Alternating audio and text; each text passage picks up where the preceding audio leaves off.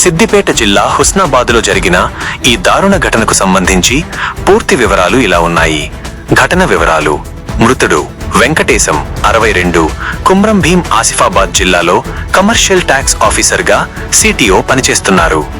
ఈ నెల ఆగస్టు చివరలో ఆయన ఉద్యోగ విరమణ రిటైర్మెంట్ చేయాల్సి ఉంది. నిందితురాలు రాజమణి. ఈమె వెంకటేశం మొదటి భార్య. ప్రభుత్వ ఆసుపత్రిలో ఏఎన్ఎంగా పనిచేస్తున్నారు. హత్యకు దారితీసిన పరిస్థితులు: ఆస్తులు, రిటైర్మెంట్ బెనిఫిట్స్ వివాదం. వెంకటేశం ఉద్యోగ విరమణ సమీపిస్తుండటంతో ఆయనకు రావాల్సిన రిటైర్మెంట్ బెనిఫిట్స్, గ్రాట్యుటీ, పింఛన్ తదితర నిధులు మరియు ఆస్తుల పంపిణీ విషయంలో భార్యాభర్తల మధ్య గత కొంతకాలంగా వివాదాలు నడుస్తున్నాయి. ఆ డబ్బులు, ఆస్తులు తన పేరుపై రాయాలని రాజమణి డిమాండ్ చేసినట్లు సమాచారం.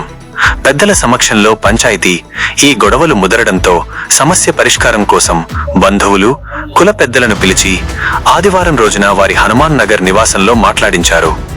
ఆ చర్చలను వచ్చే ఆదివారానికి వాయిదా వేయాలని పెద్దలు సూచించారు.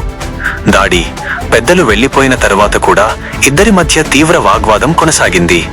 ఆగ్రహంతో ఊగిపోయిన రాజమణి వెంకటేశంను తోసివేసి ఇంట్లో ఉన్న రోకలి బండతో పెస్టల్ ఆయన తలపై బలంగా బాదింది. మృతి.